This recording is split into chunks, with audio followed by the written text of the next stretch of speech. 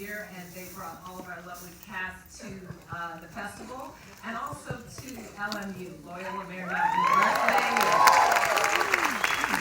LMU and Dean Stephen Lockheed, they've been so supportive, and tonight is a special proud moment for them because one of the producers of the film, Effie T. is a graduate of LMU. This film has such an amazing story from inception to the screen, and I'm sure you'll hear more about that afterwards because Elvis Mitchell is going to be here to do a Q&A, so please stick around. But I will just give you a little overview.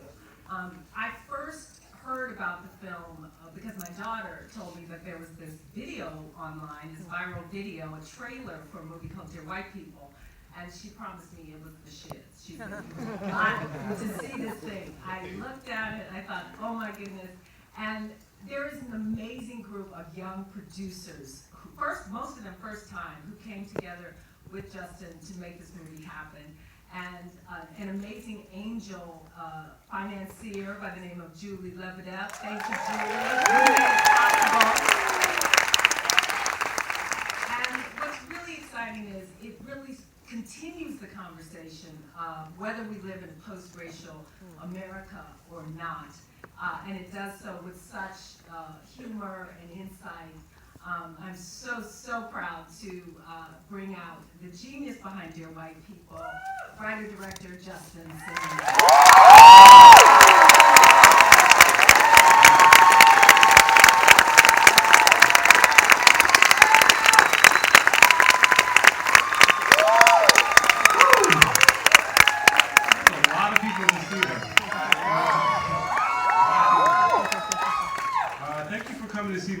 Feature film, I appreciate that. Thank you, Stephanie. Thank you so much for being an angel to this project from the very beginning. Thank you, LA Film Festival, and big thank you to Lionsgate Roadside, who had the balls to put this movie out in theaters. So October 17th, please come, tell your black friends, your white friends, hide your kids, whoever, just bring people. Let's make the Black Smart House a thing again. You know, I also want to just really quickly thank my mom for giving birth to me. She's like the last Dr. Simien, thank you so much. And listen, I'm not going to say much. We will be back for a Q&A. The point of the movie really is to start a conversation to leave you feeling some type of way. So please, you know, reserve that energy and come back stay for the Q&A. I'll be back for that. I made this movie about being a black face in a white place, but it's been such a joy to see the film connect with people of all races, all audiences all over the country. So I really think identity is a human issue. So I hope you enjoyed the film. I hope you stay, and I don't know. Oh, Stephanie wants me to tell the white people in the audience you have permission to laugh. So, if you were concerned, it's fine. It's fine. We had a black caucus. We're good. All right, thank you guys.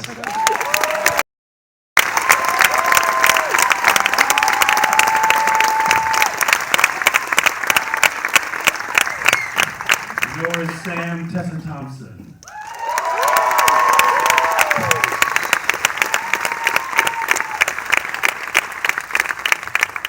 It's Troy, Brandon Bell.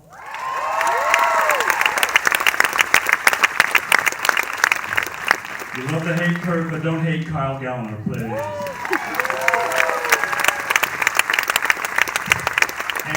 Answers, Effie T. Brown,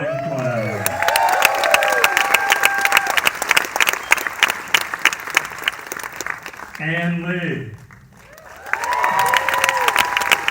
And Lena Waithe.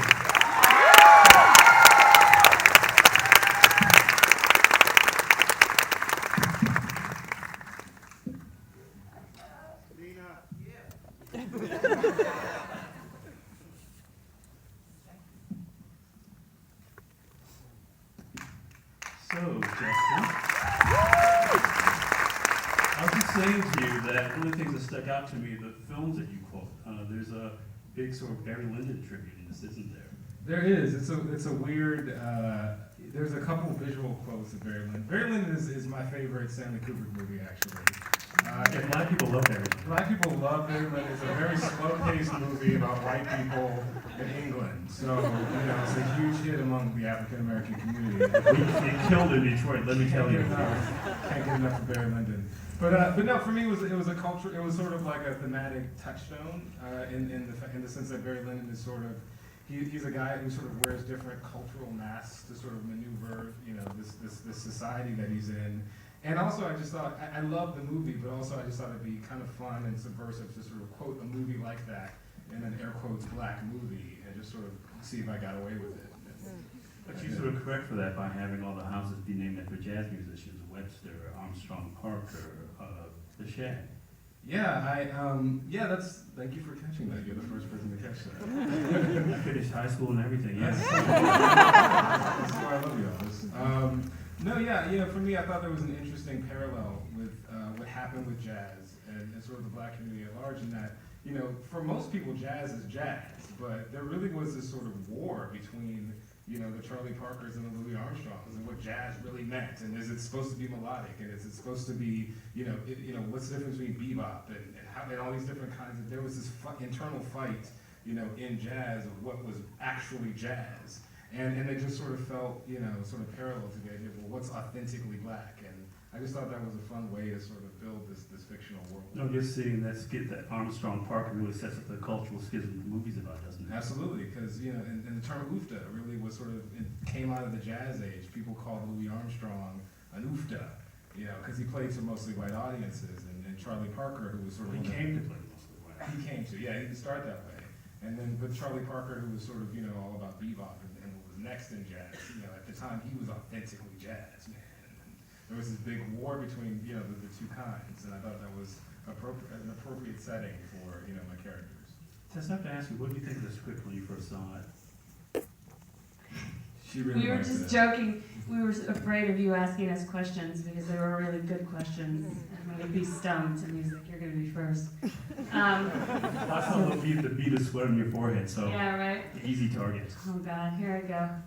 What did I fell in love with the script. I really did. I hadn't read anything like it ever, and I think just sort of from the perspective of being a woman, I think it's not very often do you get a script where there's a female character that is not only an object of the narrative, and not just an object of the narrative, but a subject of it, and also the engine of the movie too. I mean, you really are that. Sure, yeah, Sam White is in many ways, and that's cool. Just selfishly, as an actor, you want to play things that are meaty. But beyond that, I just felt like I got such a clear sense of Justin Simien as a filmmaker, who he was. And I'm not sure I've read a script before where I was like, I want to meet this person. I want to sit down with this person and have a dialogue with them. And I think that's exactly what the film satisfies, is it makes you just want to talk about things. And I guess that's the pleasure of making movies, is hopefully you make movies that are not only a reflection of culture, but create it. And I hope that that's what this movie will do. Brandon, how did you feel about Troy as a character? What did you think of him? How did I feel about Troy? I've gotten to know Troy for a while.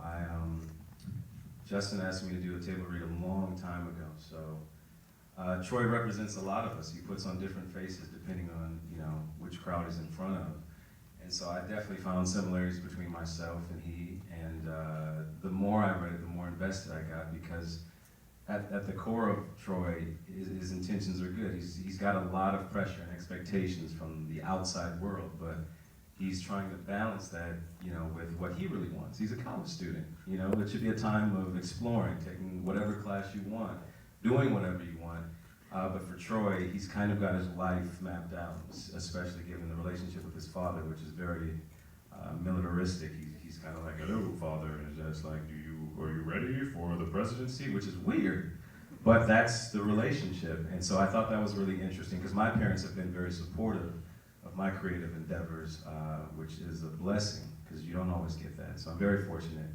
And that was interesting, it was challenging, and Justin and I talked about it, and that was a really challenging scene for me, just because of how I see my father and my thoughts about it. But at the end of the day, I felt that Troy had a story to tell. He reminded me of myself and a lot of people in terms of depending on what's social circle he's in or who you're in front of, whether it's your boss or your friends, he puts on different faces. And I thought that was really interesting. And as an actor, it's fun to be able to showcase, no matter how subtle, different sides of your abilities as well. So yeah. He's also a politician too. I mean, he's kind of working every movie he's in. Absolutely. I think growing up, having all that, there is a side that he really enjoys about it. He gets the limelight and he gets the acclaim and people laugh at his jokes, guilty by association. So it was interesting, and he's a likable character, but he's, there's a lot about Troy too that didn't necessarily disgust me, but I thought it'd be interesting to explore. It was like, wow, he really gets away with like lying to every single person, especially himself.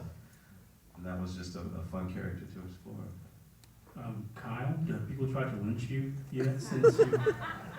I mean, how do people react to you when they see you after the movie? I have no idea. I'll be shocked if I get to my car alive. Because what's fun about the way you play Kurt is that you basically play him as if he's 9 years old. He's almost always throwing tantrums every time he walks into a room. I mean, with who his dad is, I don't think he's ever really heard no very often. I don't think he's had much to worry about for a long time, and I think he pretty much just does what he wants. And I think the conflict between me and Sam, it's just you come in at a time where she's my target at the time. I don't think he necessarily, I don't think it's about race. I don't think it's about anything for him. I think he's of the mind that in comedy nobody's safe. You can kind of attack anybody, and that's sort of what it is. I think at his point in his life, he's very misguided, and I think he comes at things a little too aggressively, and it obviously spirals out of control between these two. But I don't think I don't think he was, guided by hate or anything like that. I think he's just this kind of child that has never heard no, and he takes it too far this time. See, that's the most fascinating thing about the movie to me, Justin, is that these characters are all very specifically sort of delineated. I mean, we know who Sam is, we know who Troy is, we know who Kurt is. How many drafts did it take you to get to that point where they were all, because you said at one point there were 14 people in it. I have no idea how many drafts. I mean, I wrote the first version of the movie in 2006. It was called 2%, about the 2% black population at this white school. And there was like 14 main characters. Like I was really going for like that Altman, Nashville type zone. And I very quickly realized nobody's gonna give me the money to make a movie like that. And it was, nothing really happened in it. It was just, scene after scene of things that I thought were kind of funny. What's a fun name? You told me some funny names of characters that they're like. No, we're not doing that here. Thank you, Tessa. Yes, we are. What's the name was funny? I don't know. There was some people in it that are in it now. Tessa. All right. No, but I quickly chopped it down before, and Was there a Bobo or a Boo Boo? There was a. Come on, there was. Bobo. Was there? I think there was. There might have been a Bobo. Elvis. There was never a Bobo. Was there a Bobo? I don't allow that. We just read up the draft. There was no Bobo. You saw the first draft we need to talk about? That was mine. Oh, Here we man. No, it's... Tell me about Bobo. No, I remember I was exposed, I met Justin, Lord Jesus, 5 years ago in a writers group. 6 or 7. 6 or 7, I know you a long time, my friend, love you. No, and that's when I was exposed to the material initially, and I was like blown away by it. And then he was like, there's a long script here. I was like, was it 220? Like, it's crazy. And then, but I read it and I was like, yo, you should like get this super tight and like, I'll produce it. I'll try to produce it with you. He was like, okay. And Anne was already attached, and so was Angel. And that's kind of really how I sort of came into the lovely world of Dear White People. That sort of messy script, that was something special in there. I'll be the first person to call it messy. That was not shade. Not shade at all. It was a read. That's correct. That's correct.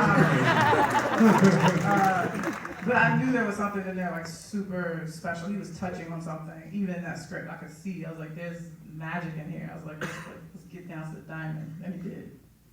And do you remember when it became Dear White People? When it went from 2%? I do. Justin and I then, we sat across from each other at Focus Features. And I read 2% also in its very early iteration. And I didn't work on it during work time, just to. yes, it was all after hours. That was at home when I worked on it mostly. Yeah, those are emails you were sending at the office, weren't they? We were talking about punching out the script a little bit, and there was this new social media platform that just came out called Twitter. And Justin said, we should get on this thing, and maybe this is a way to engage folks and see if we can test out some jokes. And so we can't call it 2%. And he said, we'll call it Dear White People. And that's where the name came from. And Effie, when did you come on board? Oh, that's me. Yeah. Hi, Effie. I came on board after the concept trailer was done, and when it went around, it went viral, and someone told me about it. I was like, oh, I want to get on that. But Stephanie Allain was already there. So I sat back, and then Stephanie approached me. She was the producer then, as she's the executive producer now, and approached me to come on in and take it home, basically, with this team that we have now. Yeah, Stephanie's awesome. She called me unceremoniously on a Tuesday. I was in sweatpants watching The View on mute, and yeah, she called me in her happy, awesome way. If you ever get a call from Stephanie, it's a lovely thing to get because she's just a burst of energy. You on the phone, and she was like, "Hey, yeah, come on, I want to come play. Let's go. We're gonna play in the sandbox. Dear White People, let's do it." I was like, "Okay." Let me call Justin and Angel and Ann, and let's see what happens. And so.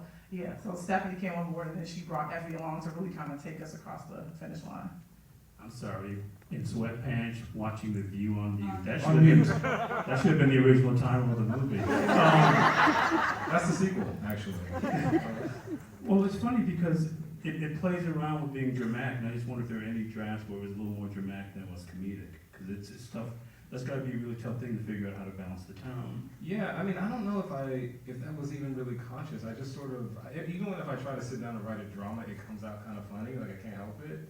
I'd say the first draft of it was definitely more broad.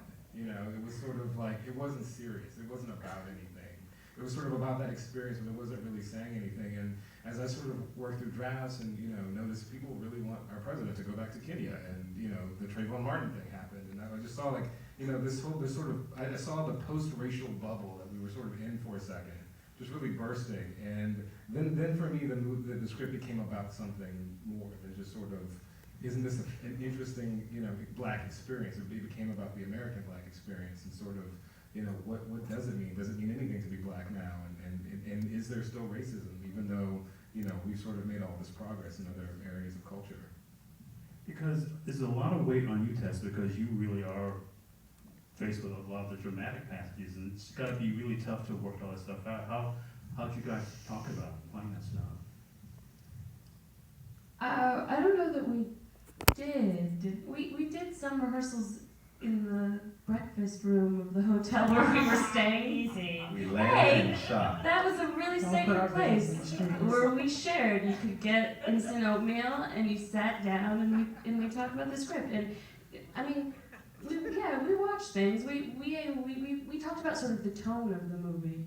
I guess the thing that was challenging in this case, and I think this happens with most movies, I got the chance to see Nightingale last night, and it's David Oyelowo, and he's in a room by himself. Did you see it? How great is he, right? But they shot the whole movie in sequence, and that never happens. And it could happen because it's one room and it's one guy. This movie we shot out of sequence. We had to shoot most of the exteriors first, and then we went inside the movie and indoors. And that's always a challenge, but that's the challenge of making film, I think, is you're trying to chart a path, but when you sit with these characters, longer things occur to you. And so in some ways, the end sequence, when you really get to see Sam, kind of see the underbelly of the stuff that she's been dealing with, we shot first, I think that was first. I think it was my first day, for sure. Party scene? No, Oh, the bridge scene. Oh, with yeah. Gabe. It was one of my first scenes, That's right? And to me, that was the movie. For me, for Sam, I had this idea that was the thing, I remember, I think Meryl Streep said once that, like, if there's one line that you can't figure out what it means or how you'll say it, or that's the thing. Once you crack that, you've cracked it. What was that line for you? There were so many, because I was like, is this funny? Is it going to be funny? Am I funny? How do I make this joke about the Cosby Show? Kind of the whole line, every line, page 1 through page 86. Everything was This like. is being modest. She's brilliant, and everything she said was pure gold. So. Well, thanks very much.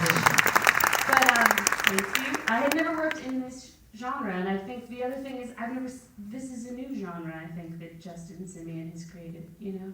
It's satire, but it's real, but it's heightened, it's all those things, I don't know. What was the question? Doesn't matter. What was your first day like shooting, Brandon? I wanted to ask you that. I had to wait a week just because there were other scenes, scheduled. So I really got to be on hand to see how things were working. Justin's really clear. He's a visionary, so he breaks things down in a very easy to understand way for actors who are very sensitive and fragile. And it makes shooting fun and easy. And so, I don't even remember what do you remember what my first scene was? I have no idea what we shot on my first day.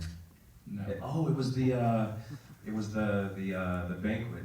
Myself and Tyler, we shot that scene, and I couldn't get the blunt to light. That's right. That blunt caused a lot of strife. It caused a lot of strife. And but Justin, we didn't have a lot of time, and Justin was super clear, and it turned out how it did, and that's just a testament to when you have a clear vision. And he's so passionate about this project. I think that was contagious, and we all felt that, and it turned out like it did. So. Didn't you also, I feel like we had the sense of everybody carried, when you say about like weight or whatever, I think it's really, that's the beauty of a multi-protagonist film is Right. You're all like carrying your weight, You have your contribution and they have theirs, and together we create this thing, hopefully. Yes. So I felt alleviated. It didn't feel like, It's an indie film, and Justin hired the right cast, obviously, and so when we didn't have a lot of time, but we did prep, we went through scenes, and Justin broke down his thoughts and allowed us to say ours, and you just trust each other, and that was big. We knew that this film had the potential to be really powerful and moving, but funny as well. It should also be entertaining, so that it can encourage people to have conversations, and we went from there. We just trusted each other, and we shot the damn thing. And we didn't have a lot of time, and it's always a pleasure to know that after you see it, because you never know how it's going to turn out, but you go like, yeah, I trusted all those people, they're good people, we're all generally close, and Justin's a visionary, so yeah. Now, Kyle, did you feel you had to take on the character right away because you guys were working so fast, or did you kind of have to figure it out as you were shooting? I remember I got cast pretty early on, and this was kind of like, okay, waiting to go. And then I kind of had an idea of what I wanted to do, but I wasn't completely sure. And I got lucky where I got to do a project in between, and I worked with this guy. His name's Garrett Dillahunt. Yeah, he's incredible. And he pulled such an outlandish performance that I was watching and I was like, oh, I've got it. Like, it was like this moment of like, oh, thank God I worked with this guy. Because there was this thing of like, I had an idea going in, and then after I worked with him, it kind of transformed this version of Kurt for me. And I showed up later than everybody, kind of. Like, they had already been shooting for like 2 weeks or so, and I showed up and I had to just jump right into it. And I talked to Justin about it. I was like, look, I have an idea. And he's like, go for it.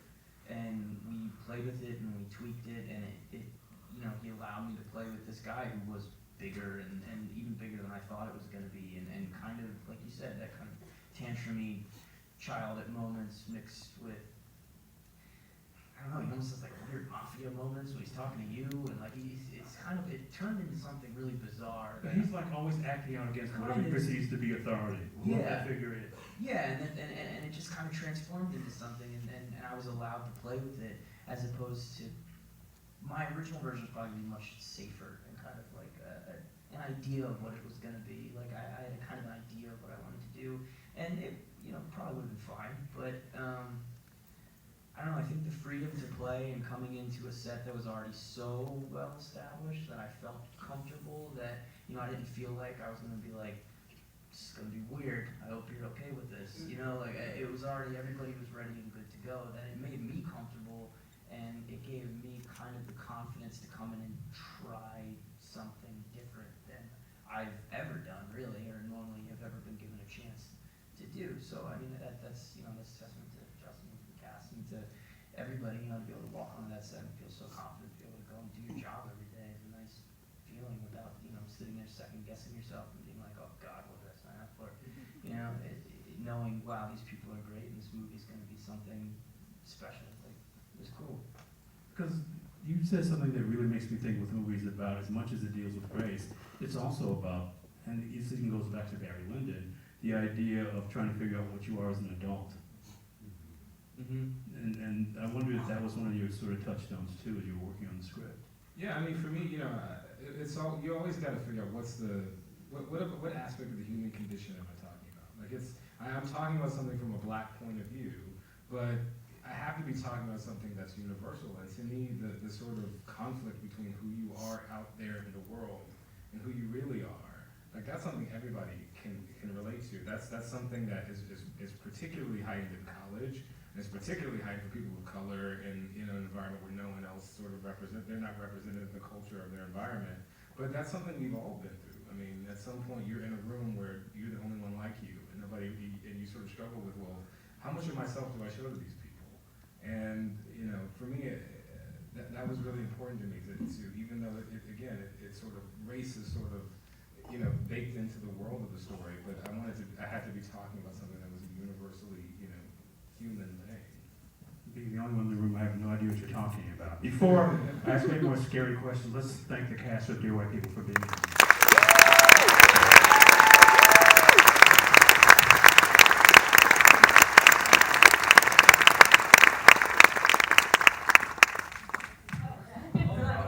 Thank you. Bye.